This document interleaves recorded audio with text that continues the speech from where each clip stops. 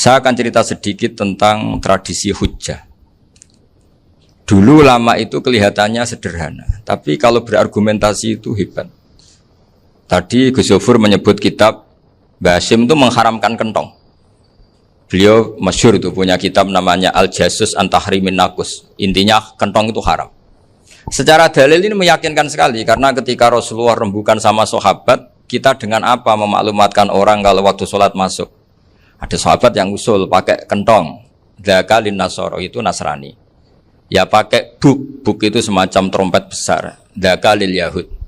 Kemudian ada yang usul kalau gitu api ya Rasulullah dzaka lil Majus. Sehingga dari hadis itu Mbah Hasyim berpikir kentong itu haram. Tapi Mbah Fakih Mas Kumambang itu mengkritik Mbah Hasyim dengan ngarang kitab Hazru'us an Tahrimin Nakus. Jadi beliau komentari kitab itu sambil geleng-geleng kepala. Kitab kok keliru nganti ngono. Itu jadi cara pikirannya siapa Ki Fakih. Kentong di Indonesia itu kanggo wedhus dicolong gitu.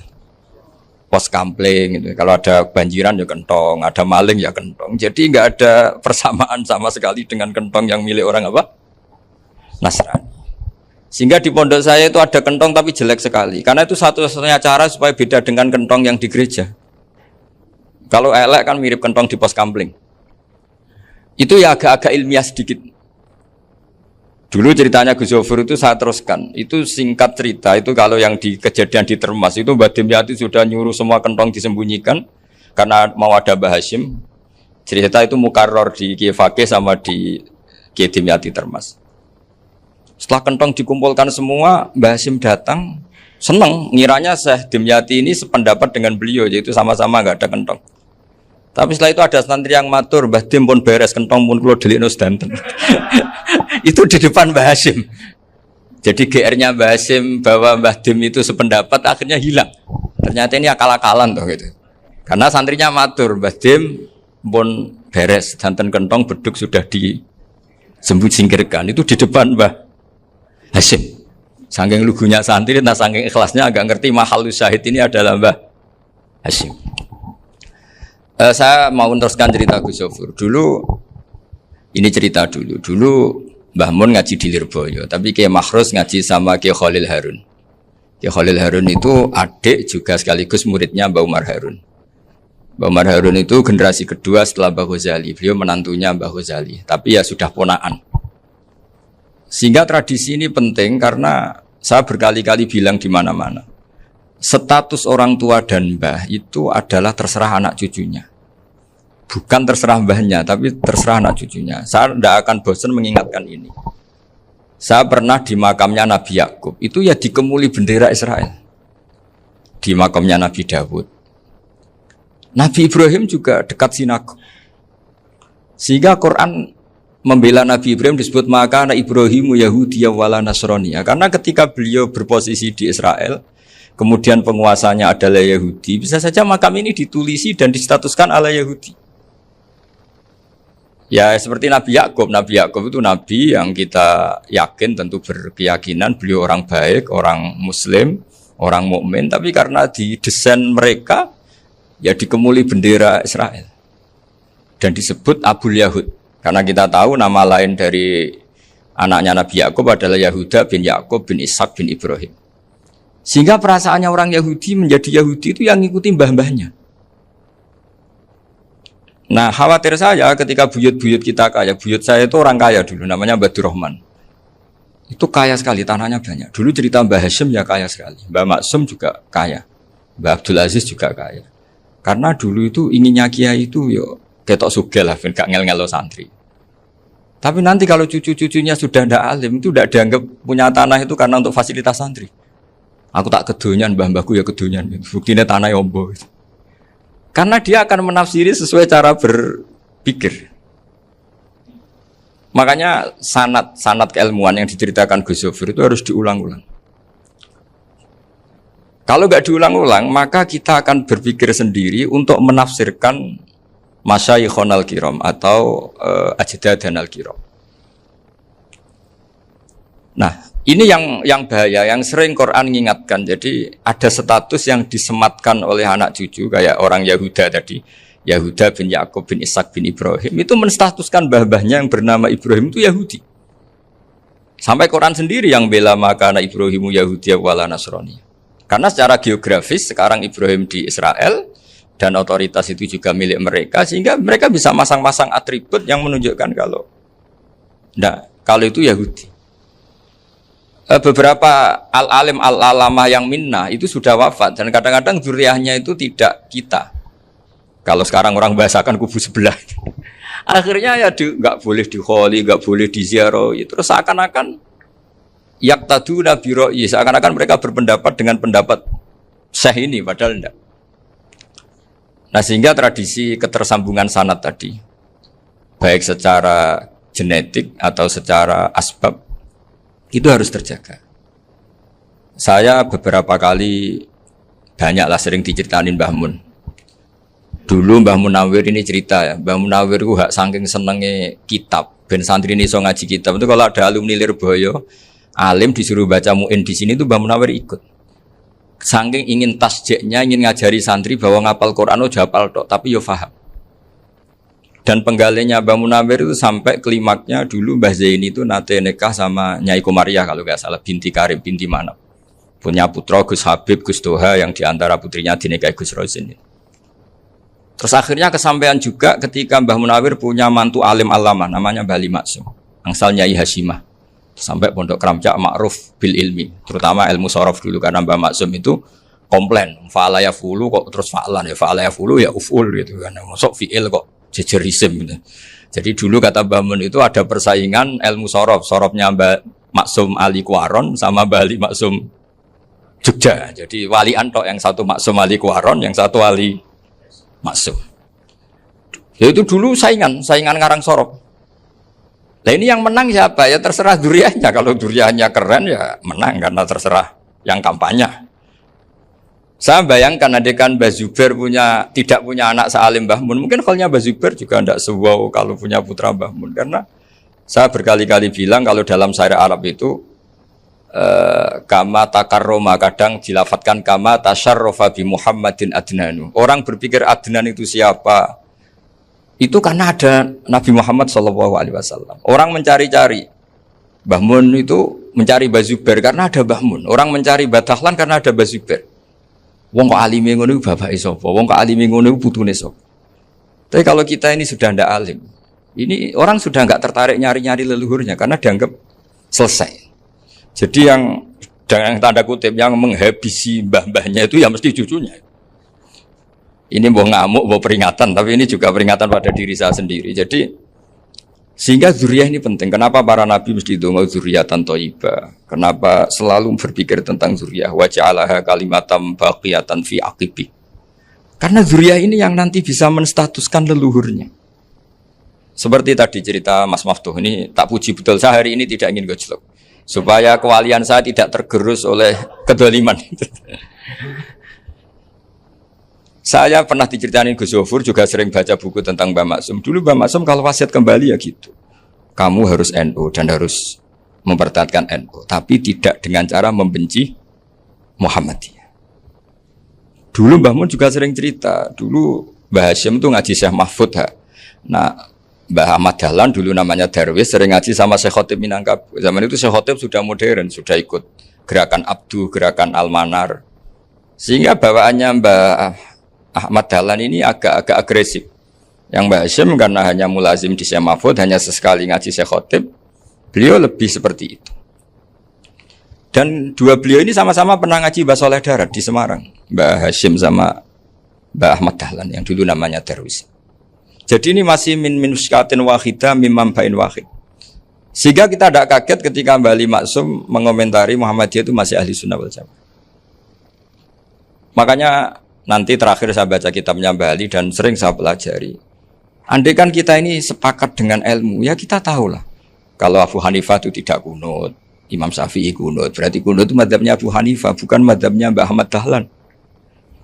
Apa tidak kunut itu madzhabnya Abu Hanifah, bukan madzhabnya Mbah Ahmad Dahlan. Kita kunut itu madzhabnya Imam Syafi'i, bukan madzhabnya Mbah Hasyim. Ini semuanya masih dalam bingkai ilmu. Adzan qabla subhi juga riwayatnya jelas. Tidak adzan ya sudah perilaku kita sudah jelas. Dulu Mbah Mun sering didik kita gitu. Saya sering dengar cerita kalau dulu Pak Arif Fakhruddin begitu hormat sama Mbah Ali, apalagi zuriyahnya Mbah Azhar Basir, karena beliau dulu do ngaji di Termas. Dulu tuh nggak ada masalah karena semuanya dianalisis pakai ilmu. Tapi sekarang pakai identitas, yang unut tuh NU, yang nggak unut Muhammadiyah. Berarti Abu Hanifah itu Muhammadiyah, Imam Syafi'i itu NU. Berarti Imam Syafi'i itu ya anak buahnya Ki Miftahul Ahyar kira-kira gitu kan anak buahnya Pak Said Akil. Kan terus jadi repot. Dulu kita ini pengagum ilmu, bukan pengagum perbedaan. Sehingga di sini yang saya kagum dari sekian ceritanya Mbah Ali Maksum, supaya kitab ini to the point, supaya nggak lama-lama karena waktunya juga. Nanti kalau kemalaman ini kena semprit ini sudah. Ini diantara yang diceritakan Bali itu unik. Imam Syafi'i itu sering tawassul, sering wasilah sama siapa itu? Abu Hanifah. Ini sudah tak petakan, saya baca yang sensitif lah, so yang ini ya. Ziyar al-Babus Samin, terus sebentar ini yang bab tawassul.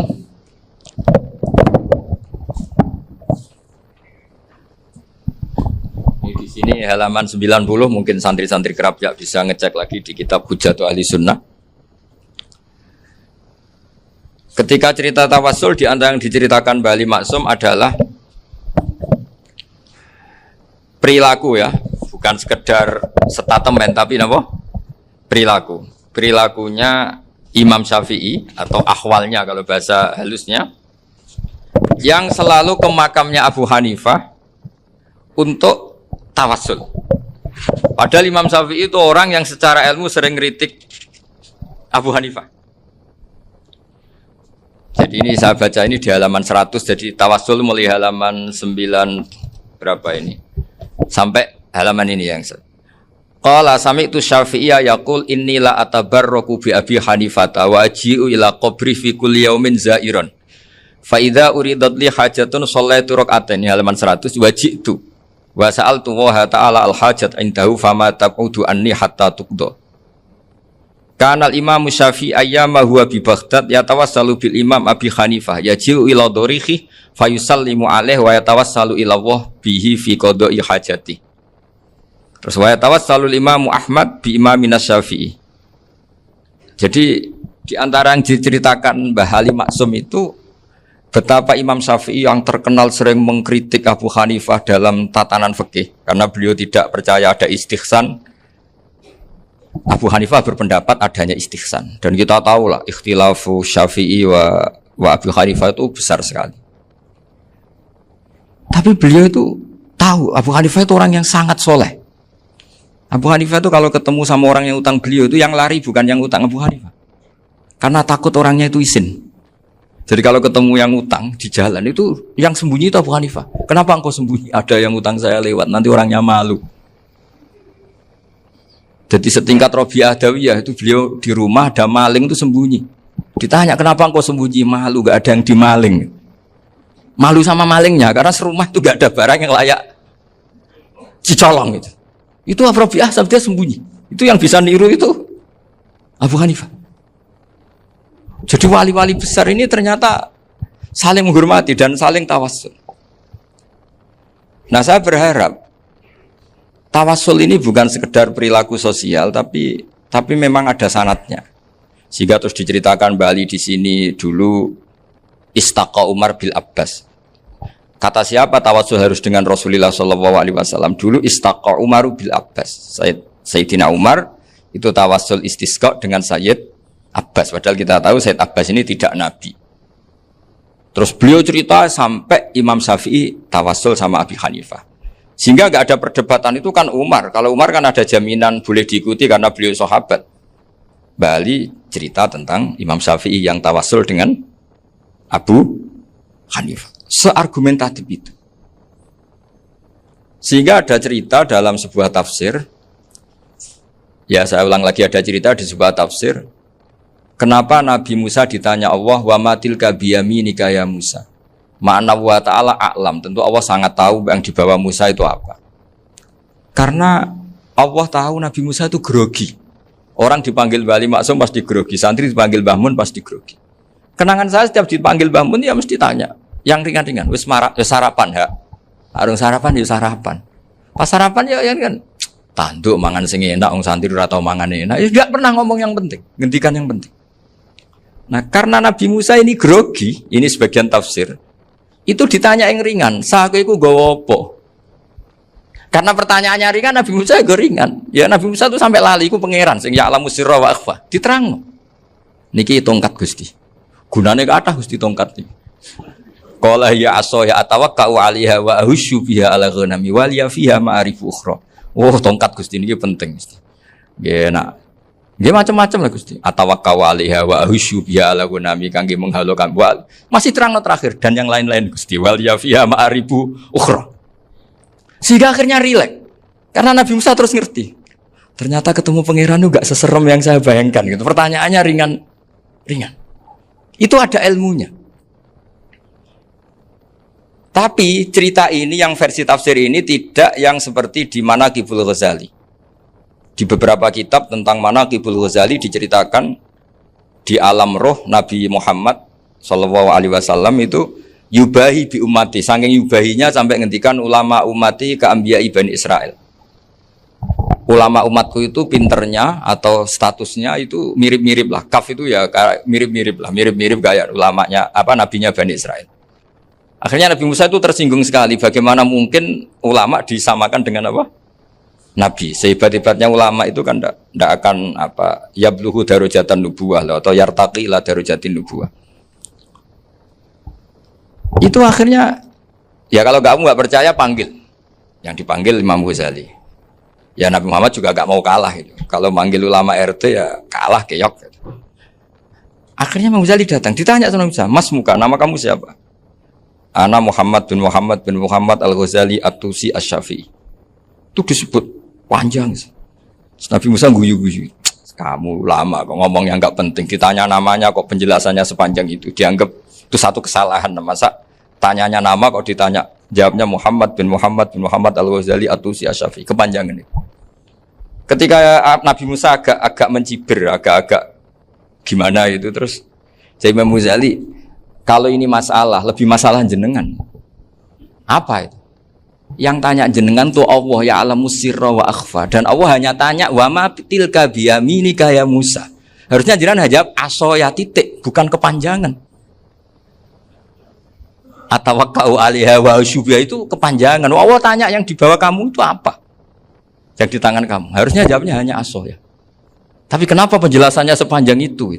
Sampai terakhir waliya fiha ma'arifu ukhra. Terus pinter tenan kayak gitu. Terus Nabi Musa terus bilang, "Ya, pinter tenan aja gitu." Padahal kita tidak pernah GR seperti itu kan, kebetulan Imam Ghazali gitu. Kalau yang lain mungkin ya keok lah kira-kira gitu. Tapi ini cerita dalam khazanah keilmuan. Benar yang dikatakan Gus Zofur. Saya termasuk orang yang pernah mondok Lirboyo Pasanan. Jadi setelah saya disuruh nemani Gus Kamil, tahun berikutnya Gus jenengan disuruh. Pokoknya anakku mbok sak wulan lah kudu tahu mondok Lirboyo. Piye aku tahu ngaji Wakarim. Terus yang disuruh mbaturi Gus Kamil itu saya. Jadi saya pernah 1 bulan tuh di Lirboyo. Karena saya ini santri beling ya, kontraknya pokoknya penting ziarah Bakarim. Biasanya nggak pernah ngaji ya. Pokoknya gerbar ngisa. Ziarah ya sudah. Ngaji subuh ingat saya sama Gus Imam. Itu dari 17 hari ingat saya ngaji 2 kali. Tapi kalau ziarah ke Bakarim sudah lupa jumlahnya karena memang kontraknya disuruh ziarah. Sampai seperti itu. Dan saking senengnya bangun sama Bakarim saya masih ingat. Ngamplopi salam template itu masih ingat untuk Gus Anwar, untuk Gus Imam, untuk Gus Kafabi, termasuk untuk Gus Maksum. Itu malam-malam saya dijak ngamplopin. Zaman itu saya masih ingat selawewu. Zaman itu kos 1 bulan itu 13.000. Jadi kira-kira kalau 25.000 itu untuk kos 2 bulan. Jadi saya krusnya itu pakai kos. Saya masih ingat Mondok Sarang itu kos 1 bulan 13.000. Berarti kira-kira 500.000 itu di amplopin sendiri sama Bang. Ini untuk Gus War, ini untuk Gus Imam, ini untuk Gus. Padahal Gus Imam ini mondoknya sudah di Mbah Mun. Itu Mbah Mun hormatnya sampai untuk jatah salam template. Nah yang ribet kebalikannya, kita pulang Gus Imam karena melihat Gus Kamil ini putrane Mbah Mun, Gus Kamil disangoni. Saya juga disangoni karena Gus Imam dulu ngaji juga sama Pak D saya, sama keluarga saya. Itu kata Gus Kamil setelah keluar, mau kamu nih gue abal, boten berarti gue aku, karena ini penting. Ini kalau sampai dianggap tukar guling, ribet deh. Jadi ditakwil sendiri lah, mau kamu nih gue abal ya, boten wis, yes berarti halal. Tapi sama Mbah Mun ya ditanya, ditanyanya bukan apa, karena untuk meneruskan tradisi bahwa kalau kiai ketemu itu ya saling memberi hadiah, saling itu sudah fakatimu bene adena juakum apa, sotaku.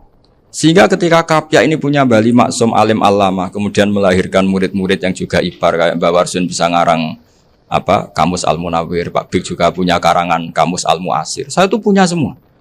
Karena ini adalah buah dari bahwa kita ini tidak kalah sama produk-produk yang di sana.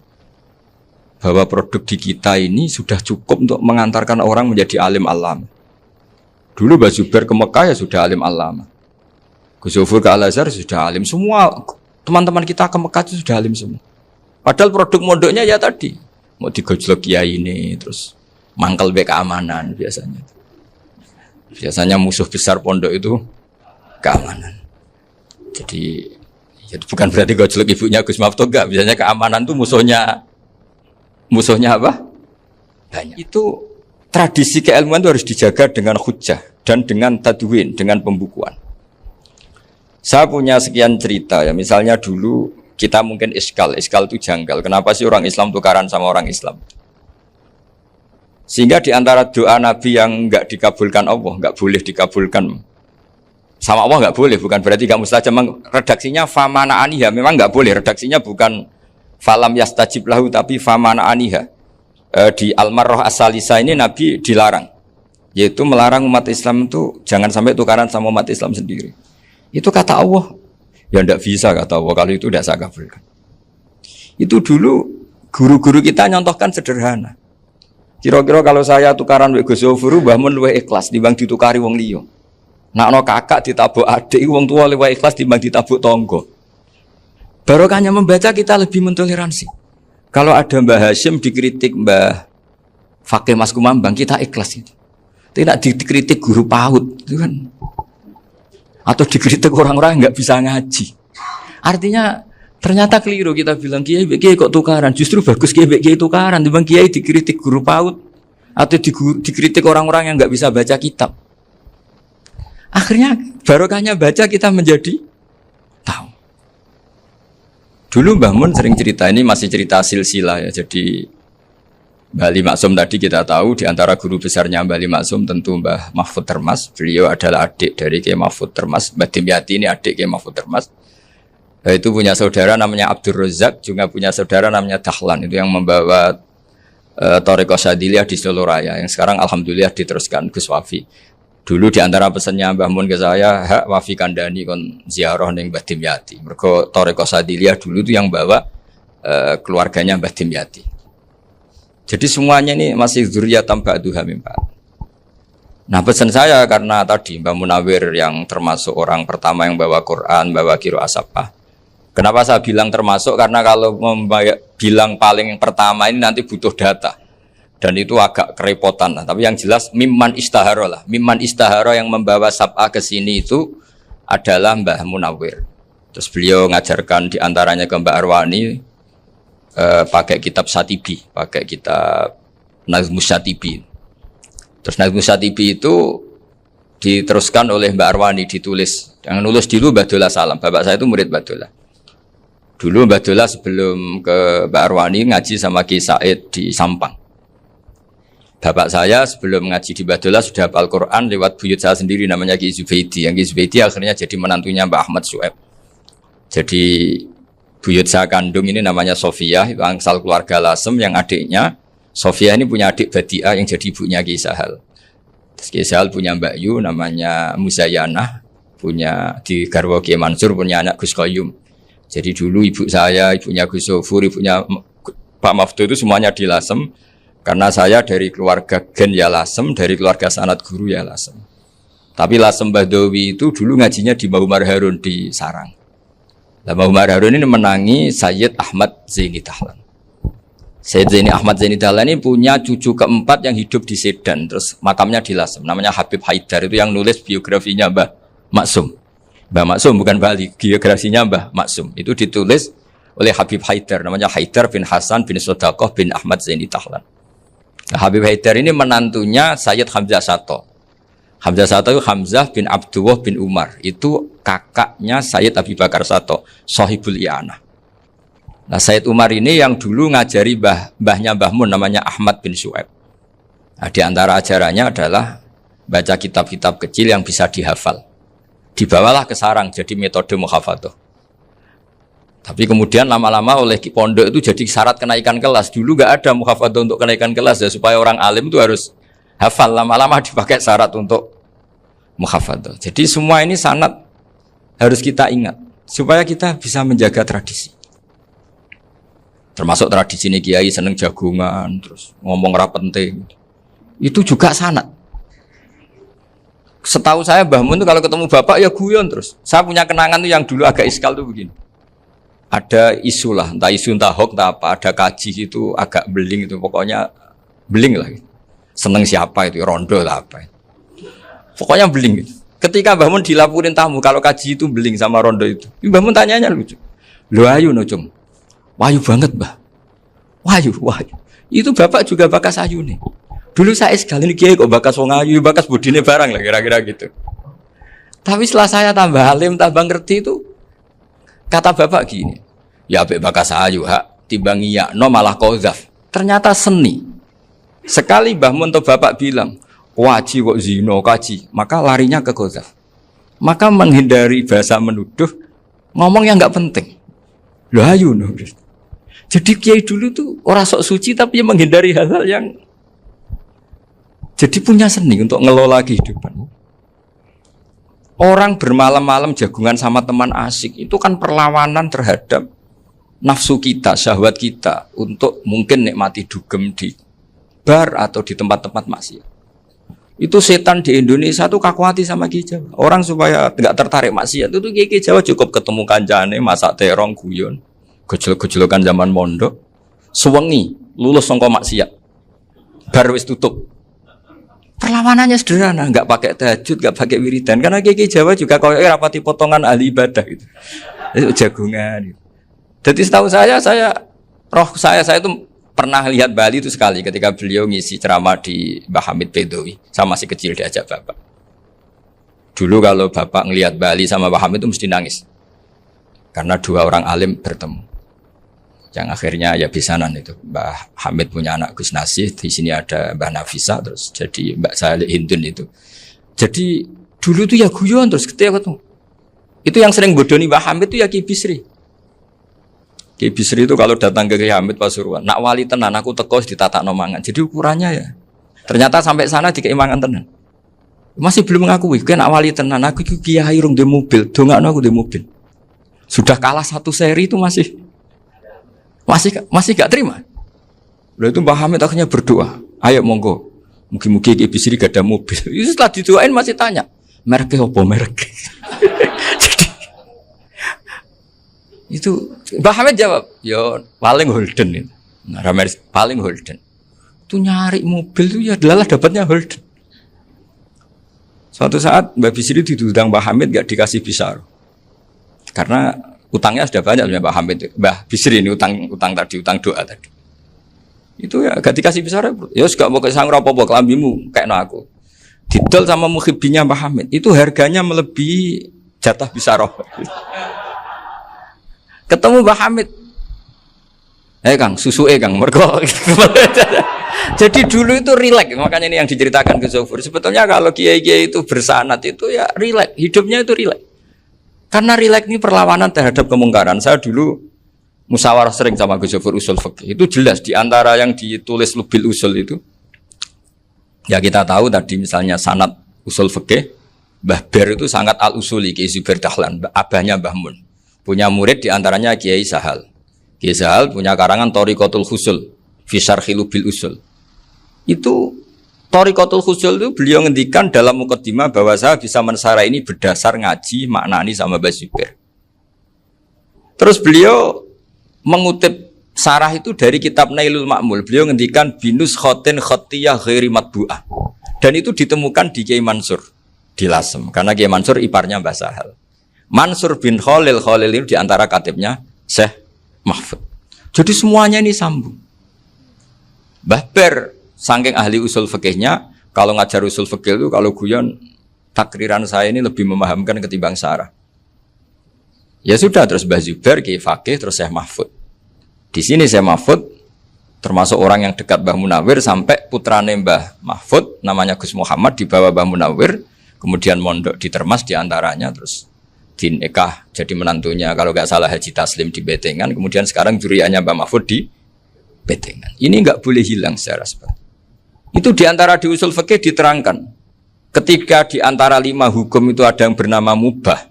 Mubah itu boleh dilakukan, boleh ditinggalkan, dan kalau dilakukan ya tidak berpahala, tidak disiksa. Itu ada ulama yang protes. Protes nggak bisa seperti itu. Ifma min mubahin illa wa tahaqqaqu bihi tarku haramimma. Fa'il zamu minas sukun tarkul qatli wa minas sukut tarkul qadaf. Tidak bisa, mubah itu tidak ada. Kalau kiai jagungan semalaman, itu Allah ngitungnya itu hada taroka dugem, wahada taroka delok dangdut, wahada taroka kada wakada. Oh, itu luar biasa. Dan kita ngikuti yang seperti itu saja. Gak usah tahajud, gak usah witir telulas kaya ora kuat timbang gremeng. Sewengi jagungan, setan ngenteni kita tergoda maksiat, ternyata maksiatnya sampai tutup, kiainya masih apa? Jagungan. Jadi jagungan saja ada ilmunya bahwa itu perlawanan terhadap tarkul ma'asi. Sehingga bagaimana Anda katakan mubah ini mubah, toh gunanya adalah tarkul haram. Meskipun efek mubah juga bisa tarkul wajib, wae bojo blonjo turu. Karena wayang rumah ibuke turu. Itu halal wajib. Jadi mubah itu resikonya ya bisa tarkul wajib, bisa tarkul haram. Sehingga kalau sanad ini terjaga secara baik, secara kultur, saya sering juga sakuan sama Gus Yofur itu mesti tak niati gitu. Jagungan wong alim kuwi ibadah dan menikmati ibadah adalah dabul auliya wa dabul ulama. Kata Imam Ghazali, pada akhirnya waqud buhadatin al istilzat bil mubahat. Kata Imam Ghazali, pada akhirnya qudbu hadatin, madaru hadatin, pokok dari agama ini adalah melawan kemaksiatan dengan kita menikmati al istilzat bil mubah. Kita menikmati sesuatu yang dibolehkan Allah Subhanahu wa taala. Dan seperti ini itu bisa qasmu dhuhri syaitan, bisa menghancurkan punggungnya setan. Karena kalau melawan setan dengan ibadah ini kadang kita capek selain isra potongan. Tapi nak kangkang ning komplek H gitu jagungan mbek kancane, ngenang melarate, mbok ngenang ras sekolah ramunggas, kenangan sing ramunggas diarani istiqomah.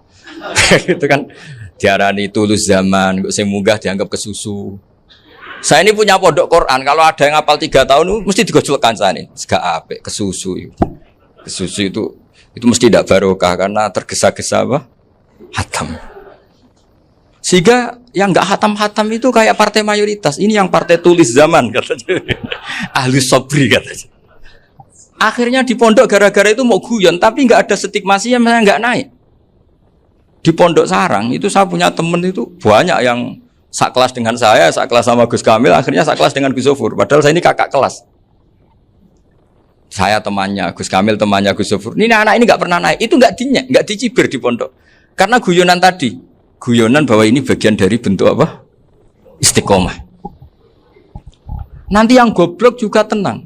Karena kiainya cerita, kadang santri goblok ya baru kan. Di sini pondok akeh santri ora tau sinau ning omah dadi kiai gede. Selalu kiainya tuh cerita seperti itu. Akhirnya sing goblok ya bangga dengan kegoblokannya. Iya, jadi kiai itu orang yang meskipun guyon ini barokahnya Masya Allah. Dan setahu saya kiai-kiai alim itu ya senengannya guyon karena tadi guyon itu luar biasa. Bapak saya itu kalau pesan sama saya itu enak ngaji ya guyon nice. Wong ning omah mikir utang, mikir wedi bojo macam-macam kok ngaji kok jak nangis pisan, nangis ping pindho katanya. Sudah jak guyon ae. Paling gak lali. Dan beliau punya dalil kul bi fadlillah bi rahmati fa bidzalika falyafrah. Jadi jangan sampai orang ini farah bil maksiat, jangan sampai orang itu. Dan ini yang saya kenang dari sekian cerita murid Bali. Mbah Ali Maksum ya senangane guyon. Gojlok-gojlokan mbek santri guyon. Ini saya maklumatkan ke semua santri beliau bahwa ini bukan sekedar guyon, tapi al-istilzat bil mubahat. Ini adalah perlawanan terhadap setan karena banyak orang bisa senang tuh kalau nunggu maksiat. Ini bisa senang dengan sesuatu yang tidak maksiat. Itu kayak apa hebatnya? Makanya Nabi itu kalau ketemu sahabat ya sering ngendikan yang ringan-ringan. Ya Umar ma'afalan duher jom mana piye ije. Kalau ketemu anak kecil ya. Nanti ketemu yang tua-tua yang sudah nggak bisa mikir ya cerita-cerita saya mohon sekali murid-murid kerap ya.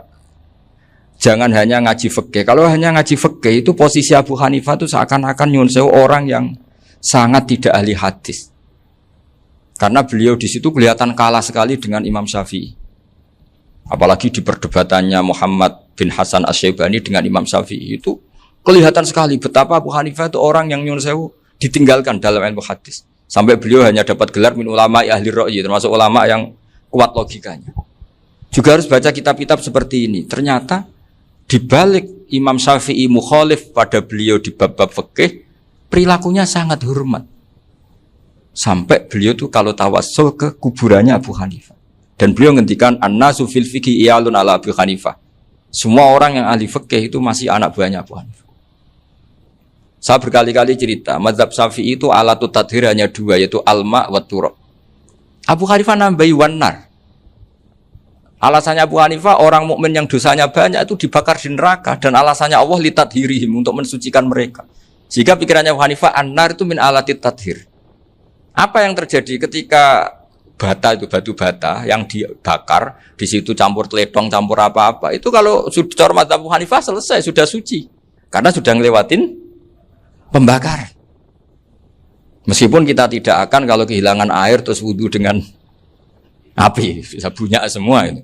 Tapi apapun itu menjadi solusi. Sehingga saya punya kitab namanya Ikhtilafu Malik, Ikhtilafu Malik wa Abu Hanifah atau Ikhtilafu Syafi'i ma Abu Hanifah. Itu kelihatan sekali kalau Abu Hanifah itu nyuruh posisinya kalah. Karena yang ngarang orang-orang Syafi'i.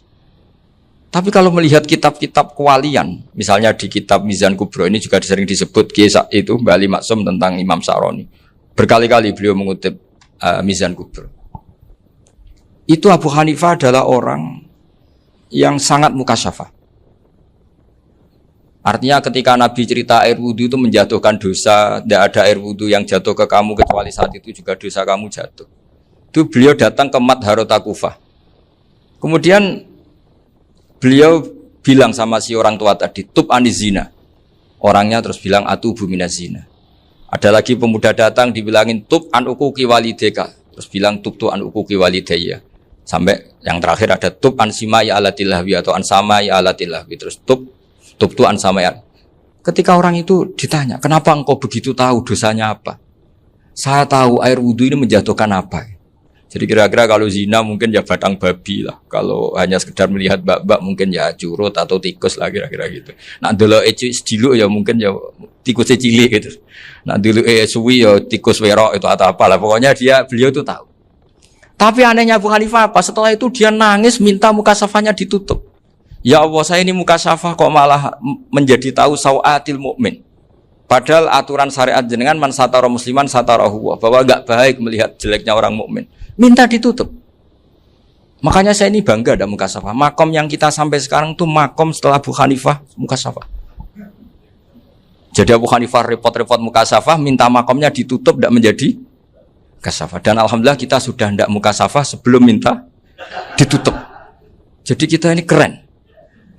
Keren karena aturannya itu man satara musliman satara huwa, yang tidak tahu aibnya orang muslim maka Allah akan nutupi aibnya di akhirat. Dan kita alhamdulillah barokahnya tidak mukasafah, tidak ngerti aibnya orang mukmin. Jadi kita harus pakai patokan ilmu. Saya ulang lagi, kita harus pakai patokan. Makanya saya tahu betul ketika Kiai Hamid Pasuruan, beliau dulu ngaji Jamul Jame, ngaji Juman, Bali Maksum di sana sama Gus Habib, sama Gus Muhammad bin Mahfud. Termasuk mbah saya kandung dulu Kiai Sidik. Mbah saya yang dari itu juga ngaji di Termas. Bapak saya dulu Kiai Nur Salim ngaji di Buyut Baiti. Dulu itu kawin juga sederhana, kayak cerita Gus Zofur. Jadi bapak saya kandung itu Kiai Nur Salim itu ngaji di Mbah Baiti. Mbah Baiti itu adik kandungnya buyutnya saya dari ibu. Nah Mbah Baiti itu teman akrabnya mbah saya namanya Kiai Nur Sam, Mbah Nur Sam. Singkat cerita terus Nur Kiai Jorabin arah-arabekno itu. Setelah bapak saya ke Badullah mau ditawarin jadi mantu, kata bapak saya kula pun dipek mantu Mbah Baiti. Akhirnya dapat ibu saya itu. Karena ibu saya itu cucu Mbah Bedi, cucu lambung. Jadi mbahnya ibu saya itu Mbak Yunya Mbah Bedi. Namanya Mbak Sofia tadi yang dapat Mbak Idris itu, yang Mbak Idris ini bin Umar. Ya Mbak Umar yang mbahnya Mbah Hamid itu, Hamid bin Abdul bin Umar. Kalau bahasa itu Fatimah binti Idris bin Umar. Dulu kecilnya Mbak Idris namanya Abdul Khalik. Kalau kecilnya Mbah Hamid namanya Abdul Mukti. Kalau kecilnya Mbah Maksum namanya Muhammadin kalau nggak salah. Dulu itu orang dulu itu namanya dua-dua karena diganti ketika musim apa? Haji. Jadi ini terjaga. Sehingga tidak ada ceritanya kiai-kiai yang jagongan kemudian santrinya itu yang agak-agak khawarit. Kiai kok sungi-sungi jagongan, gak tahajud, gak duha, itu tidak ada. Karena ini dianggap fi'lul mubahat untuk melawan mungkar. Jadi sehingga di kitab Ikhya diterangkan, kamu jangan ngira orang-orang soleh ketika jagungan itu min ahlil bitolah wa takasul. Itu orang-orang yang pemalas itu enggak. Tapi mereka bisa mengasyiki Allah.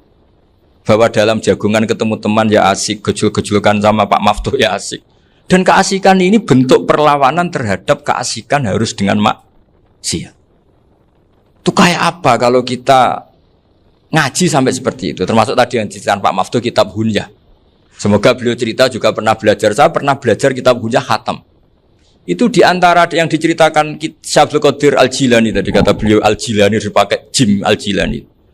Ini agak beda dengan kita. Mbah Zubair itu punya kitab namanya Al-Qolaid Al-Uluyah. Beliau menfatwakan nama-nama ajam itu kamu bebas. Ajamiyun fasna bihi masyita. Sehingga kita kalau punya kiai harus mau qolal ustukhri. Sehingga mau qolal istukhri. Tirmidzi juga nasibnya sama. Qolat rawahut Tirmidziyu. Sing sitok rawahut Turmudziyu. Yang satu rawahut Tarmidziyu. Ya karena kita keluarganya Tarmidzi apa enggak gitu. Makanya kata Mbah Mun sama masih ingat. Kata cerita Gus Zofur tadi, adabnya Gus Zofur itu cerita tentang keluarga ibunya. Padahal keluarga ibunya juga orang-orang soleh yang luar biasa. Itu kata Mbah Mun, kowe roh jenenge Imam Bukhari tahu ya. Jenenge sapa? Saya nyebut Muhammad bin Ismail bin Ibrahim bin Mughirah bin Bardasbah. Lah iya Bardasbah mbok waca Bardisbah yo. Lah cara kene mbok Parmin mbok Parlan. Jadi Bardisbah mbok Bardasbah iku cara kene yo Parmin mbok. Iku ora Mbah Fadl Senori, dadi kabeh diwaca Arab. Jenenge Mbah Umar Harun. Dhisik yo wong sarang Mbah Harun mbok kira nang yo ora roh, dhisik yo wong kuno ya. Jadi kalau versi Mbah Fadl, termasuk yang pertama bikin nasab Mbah Maksum itu tulisannya Mbah Fadl yang dikutip Habib Haidar tadi. Ya saya seperti Gus Zofur juga mencari-cari hubungan ulama-ulama di Jawa. Itu Mbah Mun itu kalau bicara Mbahku harus jenis Kiai Serut. Kalau ditulisannya Mbah Fadl itu Syaraf. Jadi Mbah Fadl itu fanatik orang-orang alim itu ditulis Arab. Kalau Mbah Mun itu Jawa. Dulu tuh ada wali seto di daerah saya. Dulu orang ya janggal, ternyata ada sato itu kesamaan di Arabnya itu sato. Sehingga kiai-kiai itu ada fanatik Tirmidzi, Turmudi, Tarmidi, Jilani, Jailani karena ajamiyun fasna bihi masyita. Jadi kalau nama-nama ajam semonggo lah baca sekenanya sementing. Cuma mungkin tahqiqnya benar Pak Maftuh tadi memang di Mu'jamul Buldan itu Al-Jilani Bikasri Jim ya sudah kita baca Al-Jilani. Sebab itu kayak Pondok Pelosok Lirboyo itu menurut saya bagus. Orang itu maknani betul sama gurunya. Kalau sarang enggak. Kalau Pondok Lirboyo, pondok yang tadi ternyata keluarga Mbah Munawir sini pernah bisanan yaitu Mbah Zaini pernah nikah sama Nyai Komariah ya kalau enggak salah, punya putra Gus Habib ya, Pak Toha dan sebagainya. Itu betapa hubungan pondok Quran sama pondok kitab dulu itu enggak pernah terputus. Bapak saya setelah hafal Quran itu dulu ngaji Mbah Zubair. Jadi bapak saya sering ngutip mu'en apa. Padahal bapak saya itu terkenal tuh. Beliau cita-citanya itu saya ingin hafal Quran kayak hafal Fatihah. Beliau itu sampai 10-nya sekali. Karena beliau inginnya hafal Quran kayak hafal Fatihah. Termasuk murid terbaiknya Mbah Dullah bapak saya. Itu ya ngaji kitab. Sehingga kata Mbah Mun, jadi Mbah Munawir de mantu Bali Maksum. Itu ya sudah dipenggali. Sudah dipenggali dituruti pangeran. Lahirlah seorang Bali Maksum yang membawa. Tadi dulu itu ya Gus Muhammad yang ngaji di Termas, nanti Mbak Arwani sebelum ngaji di sini ngaji di Tebu Ireng. Sehingga Mbak Arwani bisa ngarang kitab. Beliau ngarang kitab tentang Sab'ah. Faidul Barokat namanya. Ya nulisnya ya fasih ya. Saya punya tulisan tangannya Mbak Arwani itu banyak. Saya juga punya tulisan tangannya Mbah Hasyim Asy'ari ketika nyurati buyut saya yang di Damaran itu pakai bahasa Arab. Jadi dulu itu Mbah Ali Maksum juga sama, surat-suratannya dulu sama tokoh-tokoh Muhammadiyah ya bahasa Arab. Nah ini harus kita dengar dari abna, dari bahwa Mbah Maksum kemarin yang diceritakan Gus Zafur di Khol Mbah Maksum, kowe kudu belo NU, kudu tetap NU, tapi bukan dengan cara membenci Muhammadiyah. Tadi Pak Maftuh menguatkan sanad itu dari Pak Atabik bahwa Muhammadiyah termasuk ahli sunnah wal jamaah. Karena sama-sama tidak sabus sahabat, sama-sama ikromus sahabat dan sama-sama bermadzhab. Nah soal akhirnya ada beberapa yang usrapati seneng ngaji ini yang agak ribet. Tapi kamu udah usah ngeritik Muhammadiyah agak seneng ngaji, kayaknya juga sama, kita enggak seneng ngaji juga banyak itu. Jadi kalau ngeritiknya masalah itu kan kita ya agak-agak sama. Ya jadi ternyata di sini, terus ini yang terakhir supaya enggak lama-lama, Bali juga punya sisi keras sekali. Jadi dalam hal-hal yang khas ini di halaman 87 itu keras sekali. Beliau ngendikan wahal bi jununun hatta usdira amri lil mu'minin alla yazuru rasulahum. Jadi ketika saya tadi sudah bilang bahwa beliau sering muji Ibnu Taimiyah dalam banyak hal, tapi dalam banyak hal juga beliau mengkritik Ibnu Taimiyah ketika menafsirkan la tusaddur rihal illa ila salasati masajid. Kemudian Ibnu Taimiyah tidak mentasrekkan, tidak mensunatkan ziarah kubur Rasulullah sallallahu alaihi wasallam. Beliau mengkritik. Dan cara mengkritik adalah ngendikan ulaikal ladzina yuriduna ayyahulu bainahu sallallahu alaihi wasallam wa baina ummatihi fi nakhiyatin. Itu adalah orang-orang yang ingin membuat batas antara Nabi dan umatnya. Saya termasuk terinspirasi makalah Bali ini adalah bagaimana Anda mengkafirkan orang Islam berdasar qala Rasulullah sallallahu alaihi wasallam. Wan nabiyyu asyaddun nasi syafaqatan li ummati. Wan nabiyyu akhrasun nas, orang yang paling serius supaya umatnya ini selamat. Kemudian Anda dengan hadisnya Nabi mentafrik bainahu wa baina ummati berdasar dawuh Kanjeng Nabi. Itu cek mentalani. Makanya saya itu enggak pernah keras di bab ini. Misalnya nyuruh saya ada santri sarang yang nakal. Itu saya tidak berani komentar karena saya tahu Mbah Mun itu sangat mencintai santrinya meskipun yang nakal. Saya melihat sendiri bukan jari ada santri yang cara pelaturan pondok itu diboyong karena nakal. Itu Mbah Mun ngendikan begini. Ya cung yo ke diboyong itu cara aturan pondok. Nah aturannya pangeran ngger kowe tobat dadi wong apik ya dadi wong saleh. Ya kowe kudu tetep sering rene, tetep santri kudu dunya akhirat. Soal pondok ya ben ana aturan, ben menjen kowe nakal nemen ya diboyong, tapi kowe tetep wong apik. Jadi karena kita tidak mungkin mentafrik bainahu wa baina talamidhi. Kita tidak mungkin mentafrik baina nabi wa baina ummati karena nabi adalah apa? Asyaddun nasi syafaqatan li ummati. Sampai saking sayangnya nabi itu ngendikan syafaati li ahlil kabair min ummati. Lho koyo apa baiknya nabi? Ora melok nakal, ora melok maksiat, tapi melok nanggung swargane. Iku waktu gali sampean wis kowe utang gak apa-apa, bangkrut gak apa-apa, sing nyaur bapak. Gua sampean ngono top tenan. Anake yo ngawur tenan maksudnya itu, tapi top tenan. Lah nabi ku umate sing dosa iku umate, nabi sing nyuwun sewu, cara Jawane sing kangelan nyafaati. Karena nabi gak boleh dipisahkan dengan umatnya. Makanya kata Bali Maksum, ulaikal ladzina yuriduna ayyahulu bainan nabi wa baina ummati. Itu mereka adalah orang yang ingin memisahkan nabi dengan umatnya. Nah, masa kita ngafirkan umatnya nabi berdasar dawuh nabi? Itu kan sama, saya benci santri Anwar berdasar dawuh Mbah Mun, padahal orang tahu semua begitu sayangnya Mbah Mun terhadap santrinya. Sama juga kamu benci santrinya Bali Maksum berdasar dawuh Bali, padahal beliau sangat mencintai santrinya. Nah, kultur-kultur seperti ini tidak boleh hilang. Kita punya sanad, punya guru, punya keluarga yang sama. Jadi mbah-mbah saya itu orang Tuban, dekat sama posisi Ibrahim Asmorokonti tadi yang diceritakan. Jadi di kampung saya, kampungnya bapak saya itu ada makomnya Siti Syariah, itu mbak kandungnya Sunan Bonang.